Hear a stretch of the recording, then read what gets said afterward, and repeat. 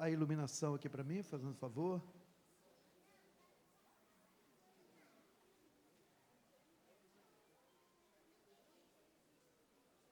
Irmãos, então, abra a sua Bíblia na primeira carta do apóstolo Paulo aos Coríntios, no capítulo 9, versos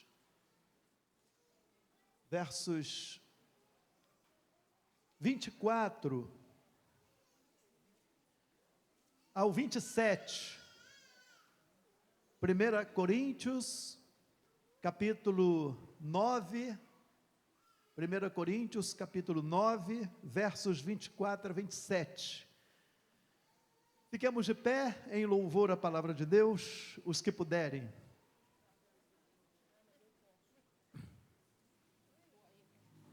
Então diz assim as Escrituras: não sabeis vós que os que correm nos estádios, todos na verdade correm, mas um só leva o prêmio? Correi de tal maneira que o alcanceis. E todo aquele que luta, de tudo se abstém. Eles o fazem para alcançar uma coroa corruptível. Nós, porém, uma incorruptível. Pois eu assim corro, não como a coisa incerta. Assim combato, não como batendo no ar. Antes subjugo o meu corpo e o reduzo à servidão, para que pregando aos outros, eu mesmo não venha de alguma maneira a ficar reprovado. Vamos orar mais uma vez? Nosso Deus, nós lemos a Tua preciosa palavra, e agora, Senhor, nós queremos explicar a Tua palavra, e precisamos, Pai Santo, da inspiração do Teu Espírito Santo que está em nós. Deus, porque nós necessitamos de capacitação. Senhor, eu não confio na minha capacitação, na minha própria força, Senhor, mas eu confio na Tua graça para comigo, misericórdia, no poder do Teu Espírito que está em mim. Deus, e que esta palavra prospere nesta noite, cumpra aquilo que lhe apraz, ó Deus, em cada vida nesta noite, que está ouvindo esta palavra. Então, Pai Santo, eu oro de forma confiada, no nome de nosso Senhor Jesus, amém. Pode assentar então, irmãos.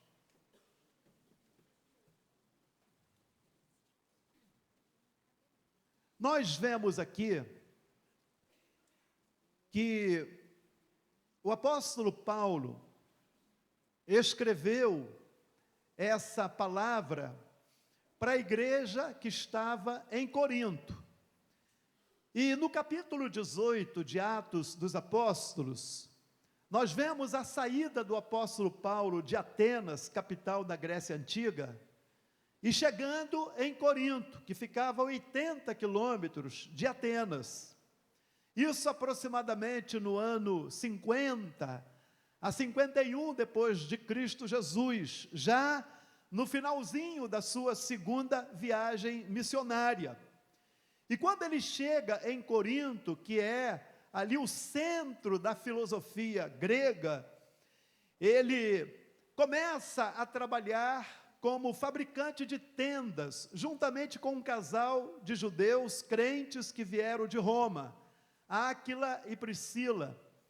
E durante a semana eles trabalhavam para o sustento, fazendo tendas, e aos sábados então eles iam para a sinagoga dos judeus, lá em Corinto, e pregavam o evangelho. Tiveram então oposições, tiveram perseguição por parte dos judeus, e o Senhor Jesus aparece à noite numa visão para o apóstolo Paulo, e fala para o apóstolo Paulo para que ele não temesse, para que ele continuasse a falar para aquele povo ali em Corinto, porque ele, o Senhor Jesus, tinha muita gente ali que iria crer no evangelho, e que ele, o Senhor Jesus, não permitiria que se fizesse mal ao apóstolo Paulo. E o resultado disso foi que o apóstolo Paulo ficou ali quase 2 anos e fundou uma das maiores igrejas do seu ministério, bem no centro da filosofia, do coração, da filosofia, do conhecimento, da sabedoria grega daqueles dias. O fato é que ele continua o seu trabalho missionário, passado aí de 5 a 7 anos, já estando ele em sua 3ª viagem missionária em Éfeso, na Ásia Menor, hoje região da Turquia. Ele então recebe mensageiros, irmãos lá de Corinto, e passa informações para eles sobre a igreja em Corinto. É aí que ele escreve 2 cartas, a primeira, 1 Coríntios, onde ele vai tratar os vários aspectos doutrinários que aquela igreja precisava, e a 2ª carta é uma defesa do apostolado dele, tendo em vista que se introduziram falsos apóstolos que estavam confundindo a igreja em Corinto, levando uma imagem negativa do apóstolo Paulo. E então ele faz uma defesa do seu trabalho apostólico, pastoral, junto àqueles irmãos ali. E é interessante, então, dentro dessa riqueza desses conteúdos literários, bíblicos, inspirados pelo Espírito Santo, como que nós, como igreja, hoje somos abençoados por Deus em ter essas cartas. E dentre, então, essas várias orientações doutrinárias, nós chegamos a esse texto aqui que eu li para vocês. E é interessante que esse texto, ele difere um pouquinho da tonalidade, daquele direcionamento de doutrina, de correção doutrinária, etc. Porque aqui nós vamos observar que o apóstolo Paulo, ele provavelmente era um amante de esportes. Por quê? Ele faz uma bela de uma analogia dos Jogos Olímpicos daquela antiguidade com a vida cristã. Ele vai fazer uma bela analogia, porque, gente, na Grécia antiga, principalmente na cidade de Corinto, existia essas competições. Elas remontam do século 8 antes de Cristo. E vão até o século IV depois de Cristo, e havia várias modalidades também. Havia várias modalidades esportivas, como corrida rústica, saltos, arremesso de pesos, corrida de cavalo, luta livre, boxe. E é interessante que naqueles dias, os vencedores dessas modalidades, eles tinham grandes honrarias naquela sociedade. Eles ganhavam uma coroa de oliveira, mas tinha muitas honrarias. E aí, gente, outro destaque interessante nessa questão é que aquelas competições também, daqueles dias, também tinham uma tonalidade de culto aos vários deuses da mitologia grega. Então, aqueles atletas também, eles competiam e também dedicavam as suas vitórias aos vários deuses, principalmente o deus Zeus, que até hoje é muito conhecido na mitologia grega. E agora, interessante que nesse texto aqui, nós vamos ver, quando a gente observa o texto, lê o texto, reflete sobre o texto, nós vemos um destaque que é fundamental na aplicação da nossa vida cristã. E qual é o destaque que é fundamental quando a gente lê esse texto, nessa apreciação do apóstolo Paulo pelos esportes daqueles dias, aquelas competições? O verso 25 mostra esse destaque, fala assim: eles, quem? Os atletas, o fazem para alcançar uma coroa corruptível. Aí ele completa: nós, porém, uma incorruptível. Olha o destaque aí, irmãos, olha a cereja do texto. Olha a cereja do texto. Ele então, nessa analogia, ele faz o destaque, os atletas, eles disputam, eles competem para ganhar uma coroa corruptível. Nós, porém, nós crentes, competimos, mas para ganhar uma coroa incorruptível. E aí, meus irmãos, nós vamos então observar que a igreja de Jesus, que somos nós hoje, nós também estamos vivendo uma grande competição. Nós, como cristãos, a Bíblia nos chama de atletas, a Bíblia nos chama de soldados, porque vida cristã, meus irmãos, é atividade espiritual. Vida cristã é como exercícios espirituais, mas da alma, do nosso espírito, para que a gente possa alcançar nossos objetivos. Então nós vemos aqui no texto, de forma muito clara, que nós estamos numa grande competição, como os atletas seculares, os atletas hoje dos nossos dias, os campeões, gente. O que eles ganham? Publicidade, prêmios em dinheiro, desfile de carros abertos, troféus, ou seja, são honrados pela sociedade. O apóstolo Paulo então faz essa comparação de vida cristã com as diversas modalidades esportivas, e dentro dessa visibilidade, nós vamos então observar que apesar das honrarias que tem o atleta secular, das diversas modalidades esportivas, ele vai falar que apesar de todas as honrarias, tudo é o quê? Corruptível. Tudo é corruptível, referente às glórias deste mundo. Porque muitas vezes nós não nos atentamos para isso, como crentes. E aí é importante você ouvir, conhecer o que a Bíblia fala sobre a questão. E o apóstolo Pedro, no capítulo 1, versos 24 e 25, falando sobre a glória terrena, ele vai falar que toda a carne é como erva, e toda a glória da carne é como a flor da erva. Seca-se a erva e cai a sua flor. Mas a palavra de Deus, ela permanece para sempre. Veja o contraste.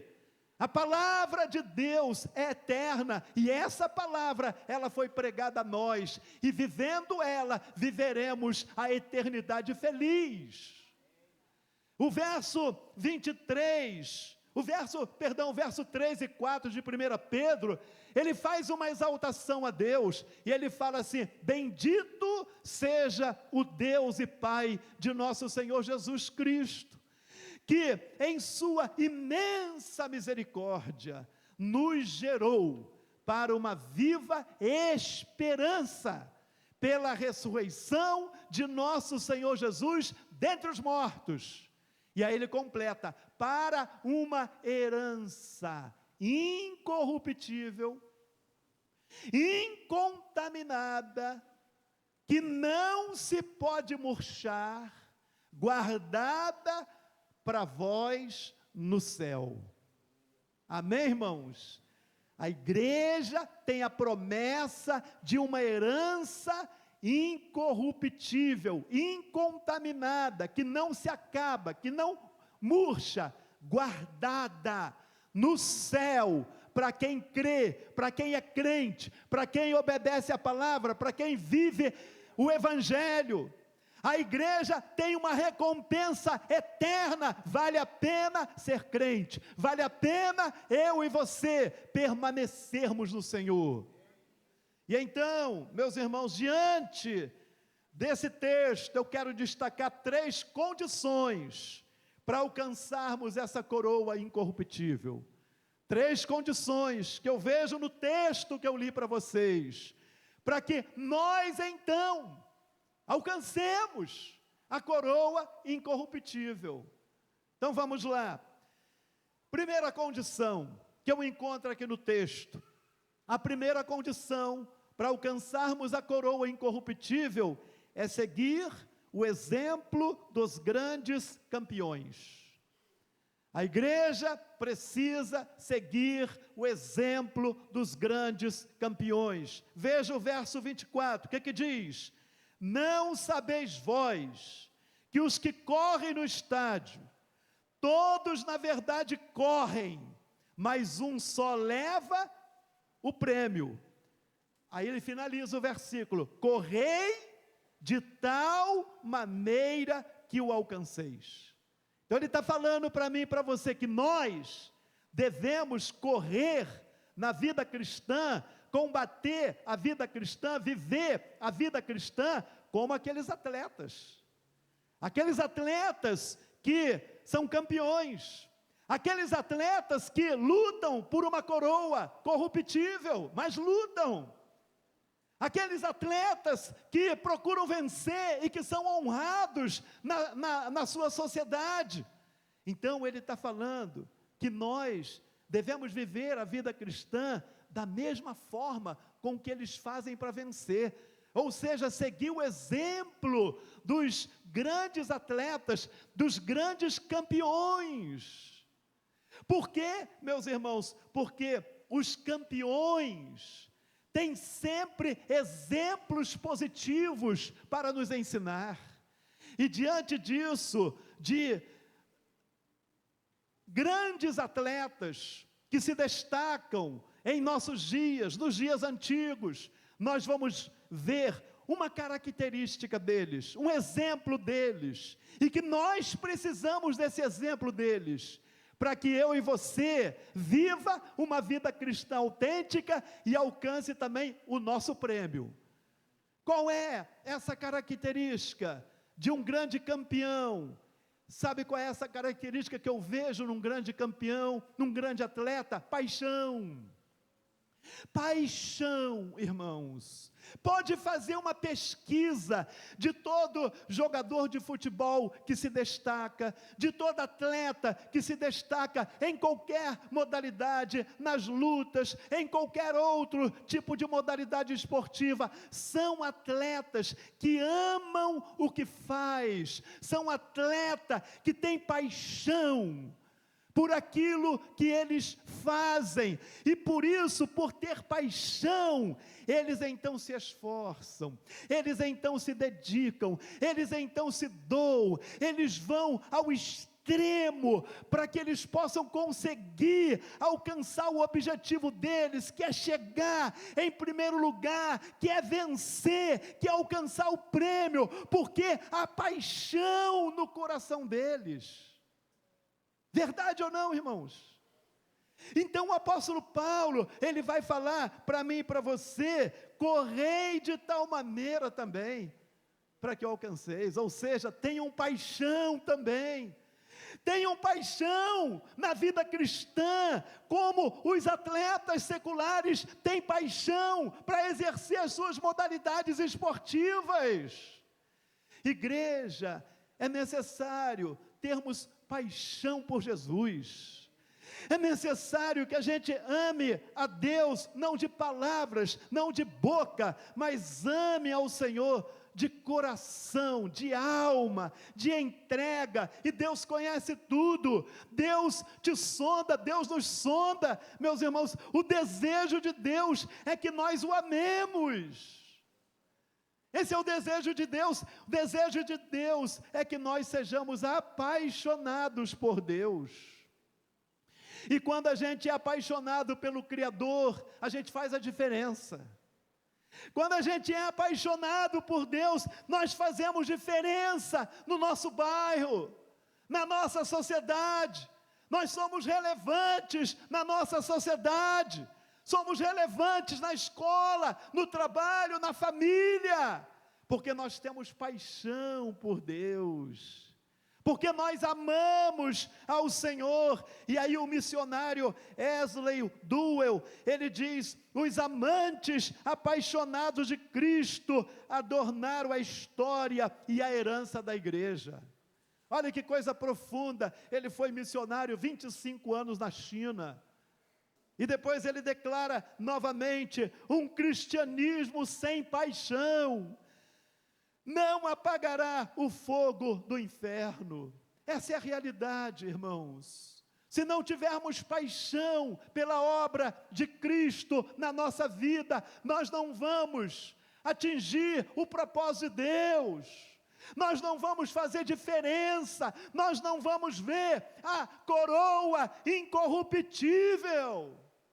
A W. Tozer, ele diz assim: os grandes do reino foram aqueles que amaram a Deus mais do que os outros. Os grandes do reino foram aqueles que amaram mais ao Senhor do que aos outros. E no Sermão do Monte, Mateus 6:21, aí o Senhor Jesus, ele fala o quê? Onde estiver o vosso tesouro, aí estará também o vosso coração. Amados, é para refletir. Onde anda o nosso coração? Será que o nosso coração está nas coisas deste mundo ou está nas coisas de Deus? O apóstolo Paulo fala aos Coríntios: atentando nós, não nas coisas que se veem, porque as coisas que se veem são passageiras, mas nas coisas que não se veem, que são eternas. Esse é o desejo de Deus. O nosso coração, ele precisa estar nas coisas de Deus, no reino de Deus, no Evangelho, em Cristo Jesus, para que a gente alcance a coroa, gente. E Provérbios 23, 26, o rei Salomão, inspirado pelo Espírito Santo, então fala: filho meu, dê-me o teu coração, e sejam os teus olhos agradáveis aos meus caminhos. Deus pede o nosso coração, irmãos. Deus quer o nosso coração. Por que Deus quer o nosso coração? Porque o nosso coração não pode ser do Flamengo, o nosso coração não pode ser do Vasco, o nosso coração não pode ser da minha bicicleta, do meu carro, do meu papagaio de estimação, do meu curió de estimação. O meu coração não pode ser de nada dessas coisas. O meu coração, embora eu possa ter todas essas coisas, embora eu possa torcer por um time de futebol, possa ter bens materiais, mas essas coisas não podem de fórmula alguma roubar a adoração de Deus na minha vida, na sua vida, meu irmão, minha irmã. Amém, irmãos? Nós precisamos amar a nossa esposa, nossos filhos, netos, mas de fórmula alguma eu posso amar mais a minha esposa, os meus filhos, os meus netos, do que o meu Senhor Jesus. Porque ele falou: aquele que ama mais pai, mãe, irmãos, irmãs, esposas, filhos, mais do que a mim, não é digno de mim. Ele não está proibindo, ele manda que a gente ame uns aos outros, mas ele requer que o nosso amor maior esteja nele. Isso é paixão, irmãos. Isso é paixão, nós não podemos perder isso. Lucas 10, 27, qual é o maior mandamento? Amarás ao Senhor teu Deus de todo o teu coração, e de toda a tua alma, e de todo o teu entendimento, e de todas as tuas forças, e a teu próximo como a ti mesmo. Essa é as regras para a gente combater. Essas são as regras para a gente competir, para ganhar a coroa incorruptível. Por isso que eu falei, condições. São as condições. Evangelho de João 14, 23, o Senhor Jesus fala para os discípulos, para as multidões: se alguém me ama, olha aí, guardará a minha palavra. Se alguém me ama, guardará a minha palavra, e o Pai o amará, e viremos nele, e faremos nele morada. Então o que Deus quer é tomar a nossa vida, gente, para que Ele possa então guerrear por nós, nos usar, nos tornar competidores, campeões dEle, para a gente glorificar a Ele, alcançar o prêmio que Ele tem para conosco. E uma outra característica do atleta secular, dos campeões seculares, a outra característica, meus irmãos, é perseverança. Perseverança. O atleta secular, gente, o atleta secular, ele tem que perseverar. Como que ele precisa perseverar? Como que ele precisa se esforçar nos treinos? Tem atleta, tem modalidade que o camarada treina 8 horas por dia. Ele passa ali, a vida dele é aquela dedicação. Os atletas de alta performance, eles realmente têm que ter uma perseverança, porque provavelmente vem o cansaço, vem o desânimo, vem as lesões. Gente, vocês não sabem o que é vida de atleta. Atleta de alto nível, é alguém que vive sempre tendo problemas sérios de lesões, passa por operações, fica meses no estaleiro. E aí você imagina, os jogadores de futebol estão sempre aí mostrando, rompeu o ligamento cruzado, estirou a coxa, e daí por diante, vão para o estaleiro, operam. Mas, gente, se eles desanimarem, eles não vão ser campeões, eles precisam de perseverança. E os que vencem, eles perseveram no meio de lesões, no meio de dor. Muitos competem com dor, com lesões, mas estão ali competindo, não desistem. Assim, meus irmãos, tem que ser a vida cristã. Assim tem que ser a vida cristã, irmãos, porque a vida cristã é um combate. Oh meu Deus, parece-me que nós não percebemos o combate que é a vida cristã, só que é um combate na alma, é um combate no nosso emocional, é um combate espiritual. Então é preciso perseverança. Por isso que o apóstolo Paulo fala, se alguém está em pé, cuidado para que não caia.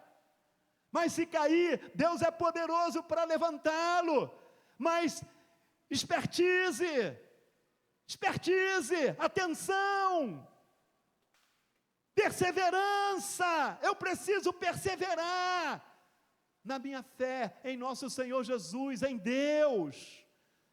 1 Pedro 5,8, o que ele diz? Sede sóbrios e vigilantes, porque o diabo, o vosso adversário, anda ao vosso derredor, rugindo que nem um leão, buscando a quem possa tragar, gente, na qual resistir-lhe firme na fé, sabendo que as mesmas aflições estão acontecendo com os vossos irmãos no mundo inteiro. Irmãos, nós temos uma batalha contra os anjos caídos, os demônios. A igreja vive uma batalha. O apóstolo Paulo, ele vai falar de forma clara que a nossa luta não é contra carne e sangue, mas a nossa luta é contra os poderes demoníacos que atuam nas regiões celestiais. Então a igreja, ela precisa de perseverança, porque o diabo se opõe. Ele se opõe para impedir você de alcançar a coroa, de perseverar na fé. Por isso que vem desânimo na sua vida. Por isso que muitas vezes você está em casa e não sente disposição para vir na igreja. É o diabo que está por trás daquilo. Às vezes você se arruma para vir para a igreja, alguém te chama, acontece alguma coisa, é o diabo que está te impedindo de você vir aqui para você ser ministrado na palavra, para você ser ensinado, doutrinado, adquirir fé e ser um vencedor, e competir, e vencer, e glorificar a Deus. Mas é preciso perseverança, eu preciso perseverar. E a Bíblia diz, se Deus é por nós, quem será contra nós? Deus é contigo, Deus é comigo. Deus, irmãos, está no controle, mas nós precisamos fazer a nossa parte. Nós precisamos realmente mostrar para Deus que nós o amamos. O escritor aos Hebreus 10:38 diz, se o meu justo recuar, a minha alma não tem prazer nele. Olha que palavra, irmãos. Deus não tem prazer naquele que não quer lutar, naquele que quer desistir. Quantas pessoas começam bem conosco, e daqui a pouco elas vão se esfriando, e daqui a pouco elas se afastam, porque não perseveram, porque não estão atentas. Então, é tempo da igreja perseverar nessa fé, nessa competição. Persevera lutando pela tua vida, pela tua salvação. Ela já foi dada gratuitamente na cruz, mas eu preciso lutar para desfrutar dela no meu dia a dia, através da minha perseverança em fé, em obediência à palavra de Deus, em buscar a Deus, em estar na presença de Deus, como diz o profeta, buscar-me-eis e me achareis, quando me buscardes de todo o vosso coração. Amém? Segunda condição, para a gente alcançar a coroa incorruptível. A segunda condição, irmãos, é disciplina e propósito. Segunda condição, disciplina e propósito. Veja os versos 25 e 26, diz assim, e todo aquele que luta, de tudo o que se abstém, eles o fazem para alcançar o quê? Uma coroa corruptível, e nós, porém, uma incorruptível. Pois eu assim corro, não como a coisa incerta, assim combato, não como batendo no ar. Então nós vemos aqui claramente o que? Disciplina. Disciplina e propósito. O atleta secular, para ele vencer, alcançar a coroa corruptível, ele precisa ser disciplinado. E ele precisa de quê? De propósito. Veja, disciplina, o que diz o verso 25a? De tudo se abstém.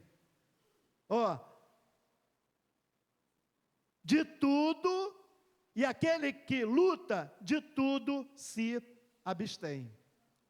Eles são o que, gente? Disciplinados. Eles se abstêm, irmãos, muitas vezes do lazer. Eles se abstêm de viajar, muitas vezes. Eles se abstêm de uma boa festa. Eles se abstêm de muitas coisas para que eles possam ser disciplinados para competir. Senão eles não ganham, irmãos. Senão eles não conseguem alcançar o que eles querem, a coroa. Ah, meus irmãos, se eu e você não formos disciplinados na nossa vida devocional com Deus, nós não vamos alcançar a coroa. Eu e você precisamos ser disciplinados na nossa vida diária com Deus. Precisamos de disciplina. Precisamos arrumar a nossa agenda. Gente, nós precisamos ter uma agenda diária, porque o dia passa, e quando você menos vê, já terminou o dia, e muitas vezes você deixou de fazer muitas coisas. Nós precisamos, nessa sociedade, nesse tempo que vivemos, de ter uma agenda diária. Uma agenda diária. Eu tenho uma agenda diária. Antes de eu me aposentar na prefeitura, eu tinha uma agenda diária. Então, antes de eu me aposentar na prefeitura, o que eu fazia? Eu levantava 4 e pouca da manhã, 5 da manhã, para orar, ler a Bíblia até 7:30 da manhã. E depois eu ia me preparar para ir para o trabalho. E à noite eu tinha a agenda de estudar a Bíblia, de ler livros devocionais, tudo certinho, agenda dos cultos, agenda dos aconselhamentos, porque senão, se eu não tivesse disciplina, eu jamais poderia estar exercendo o trabalho pastoral. Mas na vida cristã é assim, eu e você, com os dons que Deus nos deu, disciplina devocional. Então, o que o texto diz? Eles de tudo se abstêm. Muitas vezes, eu precisei, eu preciso, você precisa, muitas vezes se abster, às vezes de um passeio, às vezes de um jantar, às vezes de um convite de uma comunhão, para você cumprir a disciplina cristã no seu dia a dia, gente. É sério. Propósito. Qual é o propósito aqui? Vejam o propósito. Qual é o propósito? 25b. O propósito diz assim, ó: eles o fazem para alcançar uma coroa corruptível, nós, porém, uma incorruptível. Qual é o propósito do atleta secular? Alcançar uma coroa corruptível, que ele fala. Ou seja, o propósito do atleta secular, ele tem um propósito. Qual é o propósito? É vencer, é ganhar o prêmio. É ou não é? Todos eles, em várias modalidades, têm um propósito. Eu vou me esforçar, eu vou cumprir as regras do treino, eu vou me abster, porque eu tenho um propósito, eu quero ganhar, eu quero vencer, eu quero me destacar, eu quero alcançar o prêmio. Isso é propósito. Qual é o propósito da igreja, irmãos? Qual é o nosso propósito que ele fala aqui? Ele fala, nós, porém, uma coroa incorruptível. O nosso propósito, irmãos, não é na fama deste mundo, não é nas glórias deste mundo. O nosso propósito, Vaguinho, é sério. O nosso propósito, irmãos, é lutar por essa coroa incorruptível. Então, gente, nós não podemos perder o propósito. Não podemos perder a visibilidade. Quando eu mantenho o foco, quando eu mantenho o propósito, aí eu faço diferença na sociedade. Quando eu mantenho o foco, como diz o apóstolo Paulo aos Filipenses capítulo 3, ele vai falar assim, deixando para trás as coisas que ficam, prossigo para o alvo, para o prêmio da soberana vocação em Cristo Jesus. Irmãos, hoje à noite, de você deixar para trás as ranzinzas, hoje à noite, para você deixar para trás o que te prende, o que te amarra, o que te impede de prosseguir, hoje à noite, de você, então, manter o propósito, não perder o foco, olhar para Jesus, autor e consumador da nossa fé, olhar para Jesus, Ele é o Deus que está conosco. Não temas, porque eu sou contigo, eu sou o Senhor teu Deus, eu te ajudo, eu te fortaleço, eu te sustento com a destra da minha justiça. Então vale a pena eu e você mantermos o propósito. Quando eu mantenho o propósito, eu faço diferença lá fora, porque eu estou ligado em Deus, eu estou com a visão bíblica do reino de Deus em mim, eu manifesto esse reino, então, no meu trabalho, na minha sociedade, nos meus relacionamentos, no meu lazer, porque a boca, irmãos, fala o que está cheio, o coração. Se o meu coração está cheio de Deus, automaticamente a minha boca vai profetizar as coisas de Deus. Aleluia! Glórias a Deus. E aí, irmãos, é sério. Perguntaram para Charles Spurgeon, o famoso príncipe dos pregadores, que pregava para uma plateia de aproximadamente 10.000 pessoas, e ele tinha, quando ele pregava para aquelas pessoas, ele tinha um grupo de irmãos da igreja que descia para a sala abaixo do templo, e enquanto ele pregava, aquele grupo estava orando intensamente por ele, para que Deus o capacitasse, para que Deus usasse ele, e Deus o capacitou, usou ele, e ele foi um instrumento nas mãos de Deus. Perguntaram para ele qual era o sucesso do ministério dele, e ele falou o seguinte: trabalho de joelhos, trabalho de joelhos, trabalho de joelhos. Entenderam, irmãos? Robert Murray, ele diz assim: é melhor ter uma hora sós de oração com Deus, antes de fazer qualquer outra coisa. Isso aqui é a mais pura verdade, irmãos. Antes de você fazer qualquer outra coisa, tenha um tempo de disciplina cristã. Tenha o seu tempo de adoração pessoal com Deus no teu quarto secreto, onde você então no teu quarto secreto pega a tua Bíblia, faz as tuas orações, lê o texto bíblico, reflete no texto bíblico, e ali, o que vai acontecer? Você vai manter o propósito. Você vai manter o propósito, você vai estar competindo, se preparando para herdar a promessa maravilhosa. Ediard McKendry, ele disse assim: os homens são o método de Deus. Gente, os homens são o método de Deus. Com toda a consideração, parede preta, templo preto, luzes, pisca, não são métodos de Deus.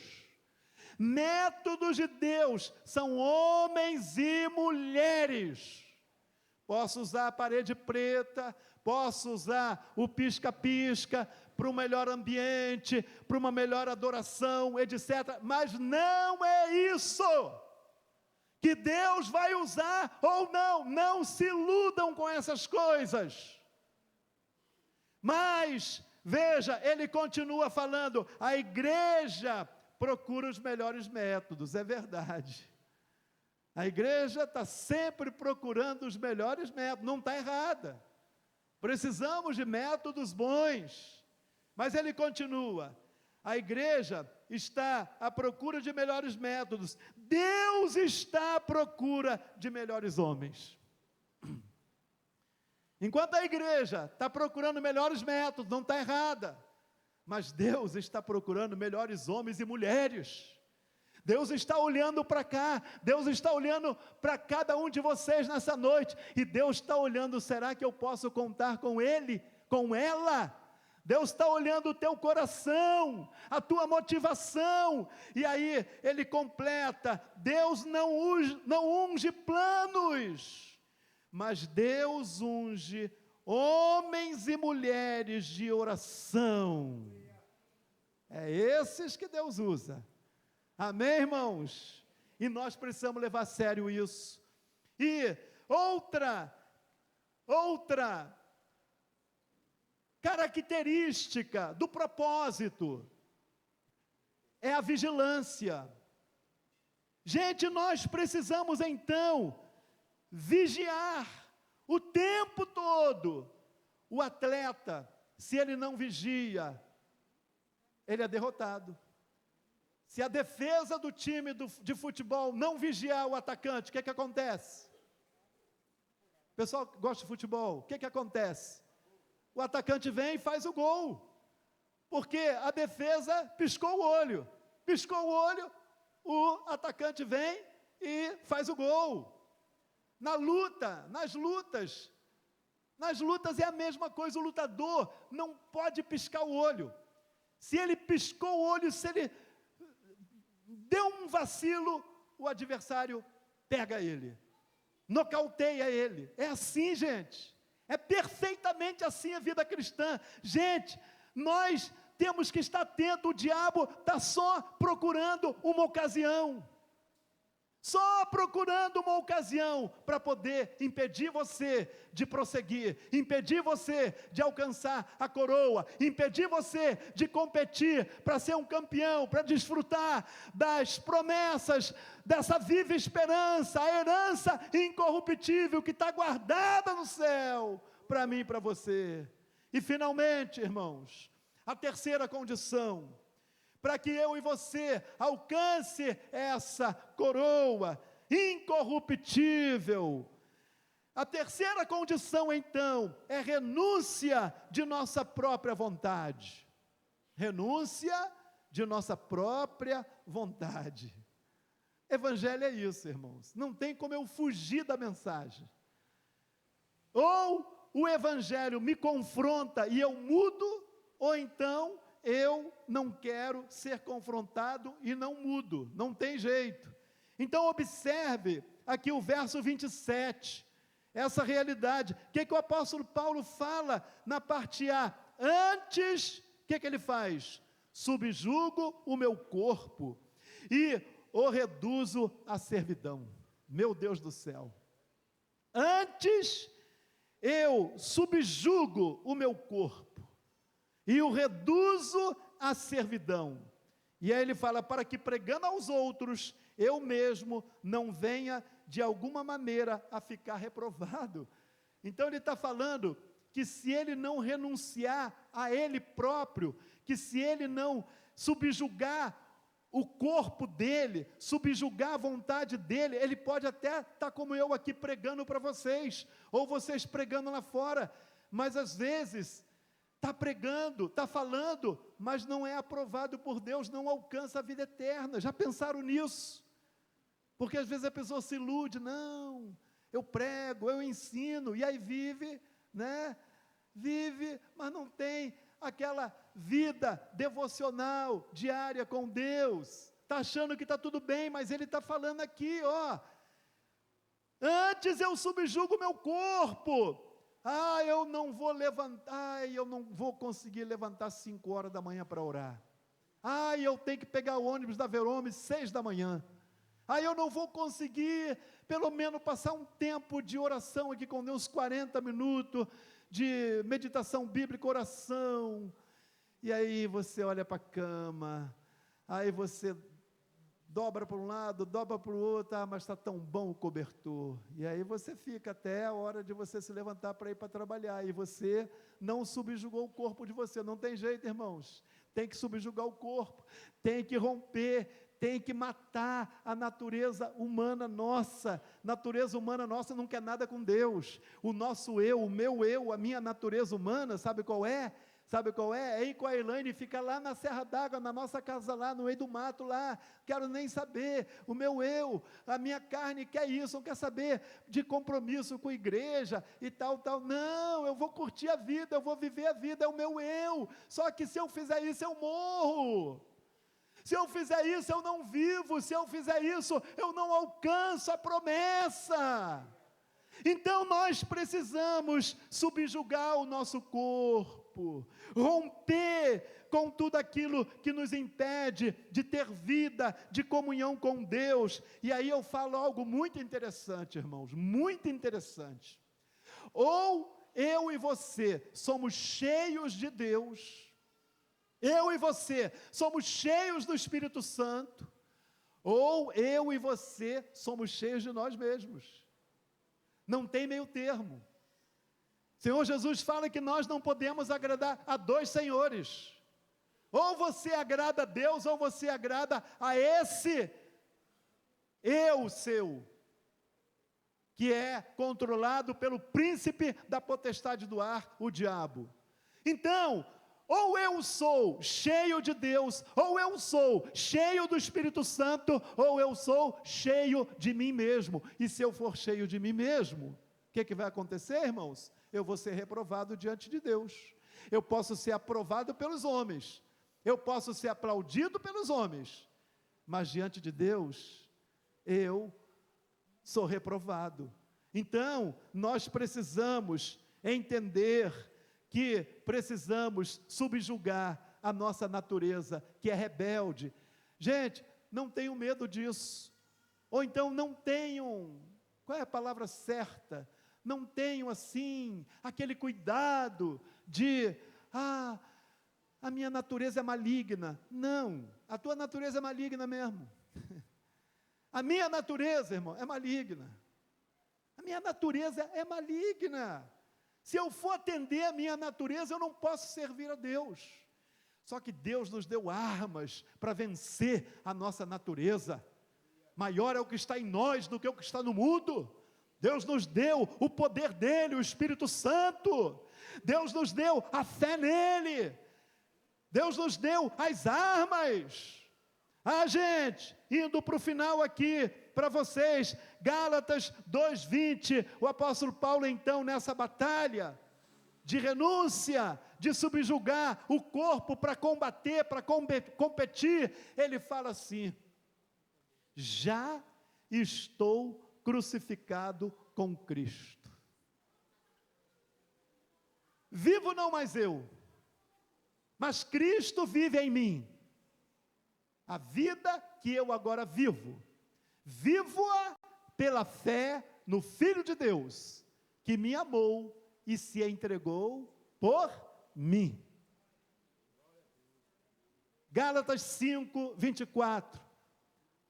Os que são de Cristo já crucificaram a carne com as suas concupiscências. Os que são de Cristo já morreram para si mesmo, e agora estão vivos para a glória de Deus, amados. E aí, gente, o doutor Harold Lindsell, ele diz assim: antes de alguém ser cheio do Espírito Santo, deve voluntariamente colocar-se sob o senhorio do Senhor Jesus, no sentido de se tornar escravo. Olha que palavra! Antes de alguém ser cheio do Espírito Santo, deve voluntariamente colocar-se sob o senhorio do Senhor Jesus, no sentido de se tornar escravo. É a palavra Paulo, doulos, transliterado, escravo do Senhor Jesus. O escravo tem vontade, irmãos? O escravo tem vontade? O escravo não tem vontade, mas é a vontade do seu Senhor. Glórias a Deus, irmãos. A Bíblia fala que nós somos escravos do Rei da Glória. Aleluia! E somos escravos, herdeiros de Deus, co-herdeiros com Cristo, de uma promessa, de uma herança incorruptível. Os 7 pontos listados no folheto Pode Acontecer, da igreja conhecida como Exército da Salvação, para sermos cheios do Espírito Santo. Vamos lá. Primeiro ponto, ansiar. Segundo ponto, reconhecer. Terceiro ponto, abandonar. Quarto ponto, abdicar. Quinto ponto, pedir.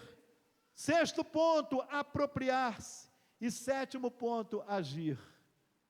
Esses 7 pontos, dá para fazer um estudo bem detalhado, como que eu e você possamos ser cheios de Deus, possamos viver subjugando a nossa carne, e manifestando a presença de Deus na nossa vida. Billy Graham, ele diz assim: ser cheio do Espírito Santo não é uma opção, mas uma necessidade. Entenderam? É uma necessidade. E aí, meus irmãos, eu e você, só alcançamos a coroa incorruptível se vivermos para Cristo, primeiro, com paixão, amém? Perseverando, sendo disciplinado, tendo propósito diante de Deus. E em último lugar, vivermos o nosso dia a dia, mortificando a nossa natureza que é pecaminosa. Agora, essa palavra, ela continua para mim, mas agora também continua para vocês. Fiquemos de pé. Eu vou fazer uma oração. Se você quer receber oração, para que Deus te fortaleça, para você colocar em prática essa palavra na sua vida, num ato de fé, sai do seu lugar, vem aqui à frente.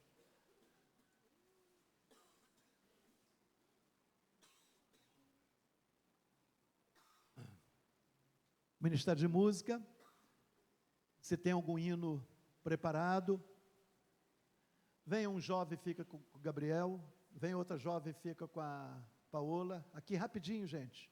Mais alguém? Isso. Mais alguém? Vamos lá. Você que nos visita, se você está aqui, você ouviu essa palavra, você entendeu que Deus falou ao seu coração. Eu não sei se você está afastado do Evangelho, ou se você não é cristão, mas hoje você ouviu essa palavra, entendeu que Deus está te chamando para você competir a vida cristã, para você ser herdeiro de uma promessa maravilhosa, da vida eterna em Cristo Jesus. Se você está aqui, eu quero orar por você também. Alguém que está conosco, apenas um sinalzinho assim como uma das suas mãos, você que está nos visitando, se você entendeu que Deus está te chamando, falou contigo, eu gostaria de orar por você também. Alguém? Apenas um sinalzinho assim? Então, está ótimo, vamos orar. Ore, igreja, ore. Senhor, nós, mais uma vez, pudemos compartilhar a Tua palavra. Senhor, a Tua palavra é viva e eficaz, mais penetrante do que a espada de 2 gumes, que nesta noite, Pai, a Tua palavra que foi pregada pela minha boca, possa ser uma espada, ó Deus, como ela é, ó Deus, em cada coração que aqui está, nos irmãos que vieram aqui à frente, na igreja que está nos bancos, mas que esta palavra, ó Deus, o Teu povo saia daqui, ó Deus, e vá dormir, refletindo nela, amanhã, na semana que inicia-se, refletindo nela, ó Deus, para que a Tua palavra possa então cumprir o que lhe apraz, ó Deus, em cada coração. Ah, Senhor, o Senhor tem promessas superiores para nós, mas precisamos, Senhor, de disciplina na nossa vida cristã. Senhor, como que precisamos de disciplina, Senhor, de renúncia da nossa natureza própria, pecaminosa. Senhor, como que precisamos, meu Pai querido, perseverar, ter paixão, amar ao Senhor, desejar o Senhor. Ah, meu Deus, ajude-nos, porque é o que ensina a Tua palavra. E é o que nós pregamos aqui, para que sejamos relevantes, ó Deus, na nossa sociedade, para que, ó Deus, possamos fazer a diferença na nossa sociedade, ó Deus, manifestando Cristo na nossa vida, no nosso dia a dia, nos nossos relacionamentos, Senhor. E assim, Pai querido, glorificar o Teu nome, assim, Pai querido, exaltar o Teu nome. Senhor, abençoe, ó Deus, cada vida, abençoe os irmãos que aqui estão, ó Deus, lhes dê força, ajude-os, fortalece-os, para que eles possam manter o propósito, ó Deus, e desenvolverem disciplina cristã, e viverem uma vida, ó Deus, com alto performa espiritual, nessa competição diária, que nós estamos na nossa vida cristã. Ah, Deus querido, Senhor, louvado seja o Teu nome, pelas Tuas promessas, louvado seja o Teu nome, porque o Senhor nos alcançou, e agora o Senhor está nos preparando, como, ó Deus, o Teu povo na terra, para morarmos no céu um dia, Ó Deus, fazemos parte desta grande família, a Igreja do Senhor, este povo zeloso de boas obras, que em Cristo Jesus o Senhor alcançou, para sermos sal e luz da terra neste mundo, para brilharmos a tua luz neste mundo de trevas. Senhor, permaneça com cada um aqui, ó Deus, e nos ajude para que um dia possamos alcançar a coroa incorruptível. Eu oro no nome do Senhor Jesus, amém. Aplauda ao Senhor. Graças a Deus. Pode assentar. Agora nós vamos para a ceia do Senhor. Convido os oficiais da igreja. Você que nos visita, se você quer se filiar à nossa igreja,